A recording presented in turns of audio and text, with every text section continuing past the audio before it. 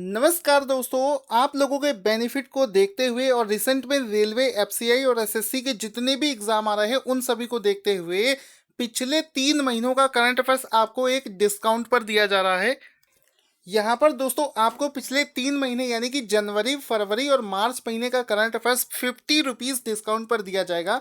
यानी कि ये जो तीनों का पीडीएफ है, जो कि आप 150 रुपीज़ में लेते थे, 50 रुपी ईच, ये आपको मात्र 100 रुपीज़ में दिया जाएगा।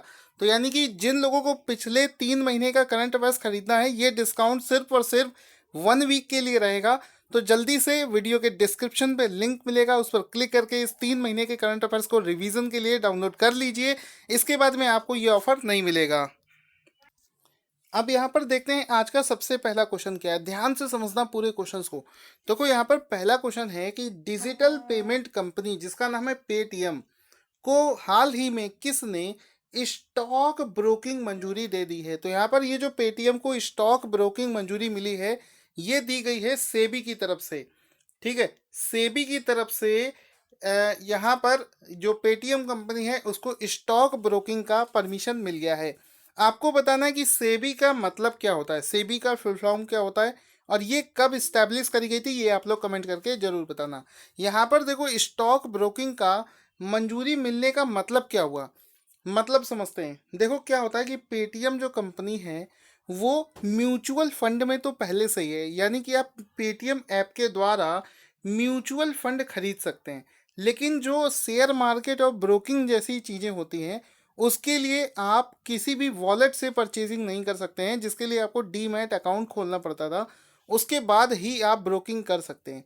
लेकिन अब ब्रोकिंग को आसान बना दिया है। यहाँ पर पेटीएम को मंजूरी मिल गई है कि आप अपने वॉलेट के थ्रू, ऐप के थ्रू यहाँ पर ये स्टॉक ब्रोकिंग कर सकते हैं। तो देखते हैं कितने दिनों के बाद में पेटीएम इस सर्विस को एक्टिवेट करता है, क्योंकि अभी उसको यहाँ पर केवल और केवल मंजूरी प्रदान की गई है। एक चीज़ और यहाँ पर समझना, ये जो कंपनी पेटीएम है इसका एक ऐप होता है जिसका नाम है पेटीएम मनी। इसको आप लोग नहीं जानते होंगे शायद। पेटीएम ऐप अलग है, पेटीएम मनी ऐप अलग है। पेटीएम मनी जो ऐप होता है उसके थ्रू आप म्यूचुअल फंड खरीद सकते हैं। शेयर मार्केट में पैसा थोड़े दिनों बाद आप लगाना वहाँ से शुरू कर देंगे। तो ये सारी चीज़ें वहाँ पर की जाती हैं। अब आपको यहाँ पर बताना है कि सेबी का फुल फॉर्म क्या है और सेबी किस ईयर में इस्टेब्लिश किया गया था। इसका आंसर आप लोगों को कमेंट बॉक्स में जल्दी से लिखकर दे देना है। अगले क्वेश्चन की तरफ चलते हैं। अगला क्वेश्चन है, मूडीज के मुताबिक दुनिया की सबसे बड़ी तेल उत्पादक कंपनी का क्या नाम है, जो दुनिया की सबसे ज़्यादा मुनाफे वाली कंपनी बन गई है। तो यहाँ पर देखो, अभी तक हम लोग सुनते आए थे, बहुत दिनों से सुन रहे थे कि दुनिया का सबसे अमीर आदमी कौन है, जेफ बेजोस, जो कि अमेजन कंपनी चलाता है, जो फ्लिपकार्ट की तरीके कंपनी है। अमेजन ऑनलाइन शॉपिंग वाली कंपनी, उसका मालिक जो है, हमने सुना था कि वो दुनिया का सबसे अमीर आदमी है। कभी कभी हम सुनते हैं कि एप्पल की जो कंपनी, एप्पल कंपनी जो है वो सबसे ज़्यादा प्रॉफिट कमाती है। लेकिन एक ऐसी कंपनी है कि वो दुनिया की सबसे ज़्यादा मुनाफा कमाने वाली कंपनी बन गई है, उसका नाम है सऊदी अरामको। और ये कंपनी करती क्या है, ये पूरी दुनिया में जितने भी देश हैं सभी इससे तेल परचेज कर सकते हैं। ये तेल के फील्ड में काम करती है।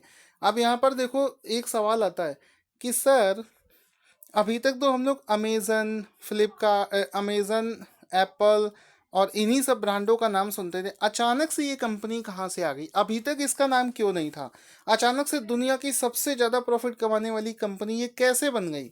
तो उसका रीज़न ये है कि हम लोगों ने इसका नाम इस वजह से नहीं सुना था क्योंकि इस कंपनी को अभी तक स्टॉक में लिस्टेड नहीं किया गया था। यानी कि इसकी प्रॉफिट तो ये कमा रही थी लेकिन ये किसी भी स्टॉक में एग्जिस्टेड नहीं थी, इस वजह से इसको रैंक नहीं किया जा सका था। हाल ही में इसने अपना आईपीओ लॉन्च किया है, जिस वजह से इसको यहाँ पर रैंकिंग मिली है। अब दोस्तों यहाँ पर देखो, 2018 की अगर बात करी जाए तो कुल मिलाकर 111.1 अरब डॉलर, लगभग 7.66 लाख करोड़ रुपए की कमाई इस कंपनी ने की है।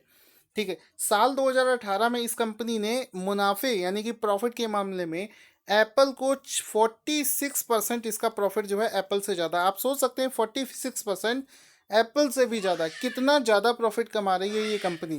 बहुत सारे देश तो इकलौते इस कंपनी से ही पीछे होंगे।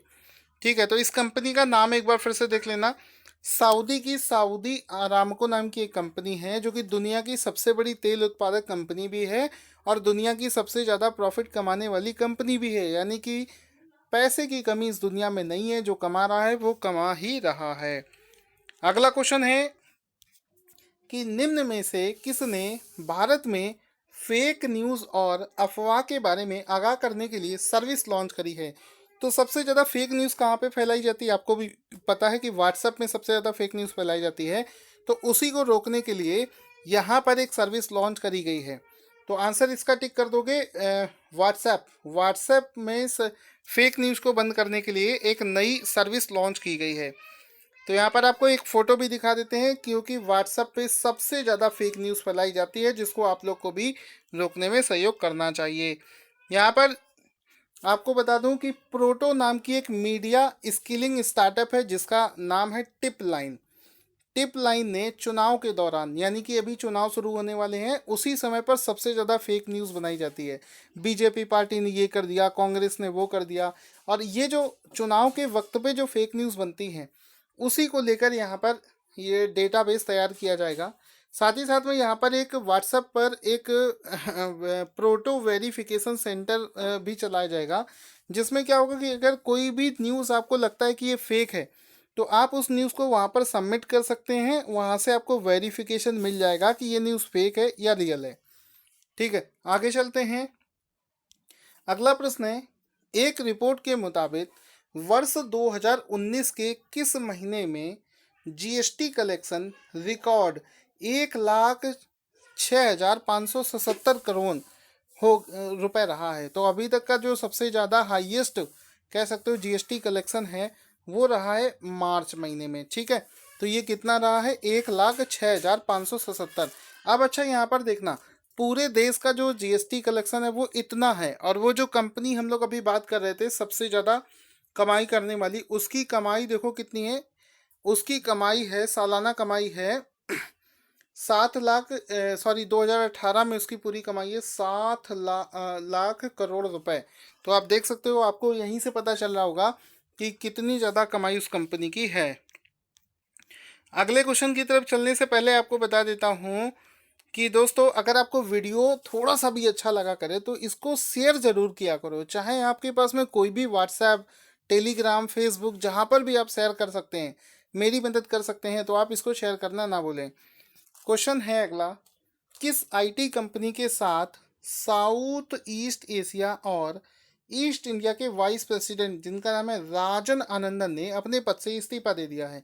कल भी आपको ये बताया था। तो यहाँ पर इसका राइट आंसर हो जाएगा गूगल। गूगल कंपनी के इंडिया के और साउथ एशिया के जो प्रेसिडेंट हैं राजन आनंदन, उन्होंने अपने पद से इस्तीफा दे दिया है। अगला क्वेश्चन है, किस टेक्निकल कंपनी ने अपने प्रोडक्ट्स जिसका नाम है एयर पावर को कैंसिल करने का ऐलान किया है? तो यहाँ पर एक कंपनी है जो कि एयर पावर प्रोडक्ट बना रही थी, उसको अब कैंसिल कर दिया गया है। उस कंपनी का नाम है एप्पल। ये यहाँ पर एयर पावर जो है, इसका मतलब क्या है? इसका मतलब देखो, नाम से ही लग रहा है, पावर मतलब जो एनर्जी होती है, एयर मतलब हवा में। यानी कि ये जो एप्पल कंपनी है वो एक वायरलेस चार्जर बना रही थी। उसका मतलब था कि वो एक चार्जिंग पैड बनाएगी, जैसा आप देख रहे होंगे फोटो में, ये वाइट कलर का चार्जिंग पैड है। उस पर एप्पल का वॉच रखा है, आईपैड रखा है, फ़ोन रखा है। ठीक है, तो यहाँ पर देखो, एप्पल के जितने भी प्रोडक्ट्स हैं, ये जो एयर पावर डिवाइस बना रहे थे, इसमें चार्जिंग के लिए प्लग लगाने की ज़रूरत नहीं पड़ेगी। बस इसी पैड के ऊपर आप डिवाइस को रख देंगे और वो पूरी चार्ज हो जाएगी। लेकिन उन्होंने अपने इस प्रोडक्ट को कैंसिल कर दिया, यानी कि अब वो इसको नहीं बनाएंगे। और उसके पीछे जो टेक्निकल रीज़न पाया गया है कि हीटिंग बहुत ज़्यादा प्रॉब्लम आ रही है। जैसे आप इस डिवाइस को, मान लीजिए आप इस वॉच को इस पैड पर रख देते हैं, तो इन दोनों का जो कॉन्टेक्ट सरफेस है उसमें हीटिंग बहुत जनरेट हो रही थी।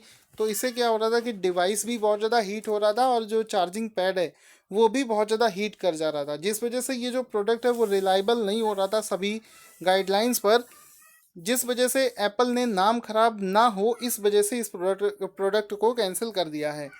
तो यहाँ पर इसका नाम एक बार देख लेंगे, एयर पावर किसने कैंसिल किया है? एप्पल ने किया है। तो ऑप्शन सी यहाँ पर बिल्कुल सही हो जाएगा। अगला क्वेश्चन है, आईपीएल 2019 में एक मैच के दौरान किन दो खिलाड़ियों ने आईपीएल के इतिहास की सबसे बड़ी ओपनिंग साझेदारी 185 रनों की है? तो यहाँ पर सबसे बड़ी अभी तक की जो ओपनिंग पारी हुई है वो ही है डेविड वार्नर और जोनी बेयरस्टो के बीच में। किसके बीच में? फिर से नाम दोहराएंगे, डेविड वार्नर और जोनी बेयरस्टो के बीच में ये पार्टनरशिप हुई है। कितने रनों की हुई है? 185 रनों की ये पार्टनरशिप हुई है, जिसमें कि दोनों का फोटो देख लो पहले तो। उसके बाद में देखो दोनों खिलाड़ियों ने शतक मार दिया, सबसे बड़ी बात यह है। और ओपनिंग पार्टनरशिप थी जिसमें कि जॉनी बेयरस्टो ने 52 गेंद में शतक लगा दिया और डेविड वार्नर तो वन ऑफ द बेस्ट बल्लेबाजों में से हैं जिन्होंने मात्र 54 बॉल्स में शतक लगा दिया है। इस तरीके से इन्होंने एक नया रिकॉर्ड बनाया है। और 2017 में गौतम गंभीर और क्रिस लिन की जो पारी थी 184 रनों की, उस रिकॉर्ड को भी तोड़ दिया है। ठीक है, तीसरे नंबर पर है आपका क्रिस गेल और दिलशान के बीच में 2013 में जो साझेदारी बनी थी 167 रनों की। आगे चलते हैं। निम्न में से कौन सा खिलाड़ी हाल ही में आईपीएल में डेब्यू करने वाला सबसे युवा खिलाड़ी बन गया है? तो यहाँ पर देखो सबसे कम एज में डेब्यू करने वाले खिलाड़ी का नाम है प्रयास रे वर्मन। ये जो प्रयास रे वर्मन खिलाड़ी हैं ये सबसे कम एज में आईपीएल में डेब्यू करने वाले खिलाड़ी बन गए हैं। रिसेंट में इन्होंने अपने बोर्ड के एग्जाम्स खत्म किए हैं और जाकर सीधे आईपीएल में पार्टिसिपेट किया है। यहाँ पर देख सकते हैं प्रयास ने 16 साल 157 दिन की उम्र में ही यहाँ पर डेब्यू किया है। इससे पहले ये जो रिकॉर्ड है वो नाम था अफगानिस्तान के स्पिनर मुजीब उर रहमान के ऊपर था इसका रिकॉर्ड, लेकिन अब इसका जो रिकॉर्ड है वो मिल गया है। यहाँ पर फिर से देख लेंगे प्रयास रे वर्मन को। अगला प्रश्न है, किस देश ने हाल ही में अपनी नई पीढ़ी के उपग्रह को कक्षा में सफलतापूर्वक प्रक्षेपित किया है? तो यहाँ पर चाइना ने अपनी नई पीढ़ी के उपग्रह को कक्षा में सफलतापूर्वक प्रक्षेपित किया है। यहाँ पर ये जो सैटेलाइट इन्होंने लॉन्च किया है ये डेटा रिले उपग्रह होगा जिसका नाम है तियानलियन सेकेंड 01, ये इसका नाम रखा गया है।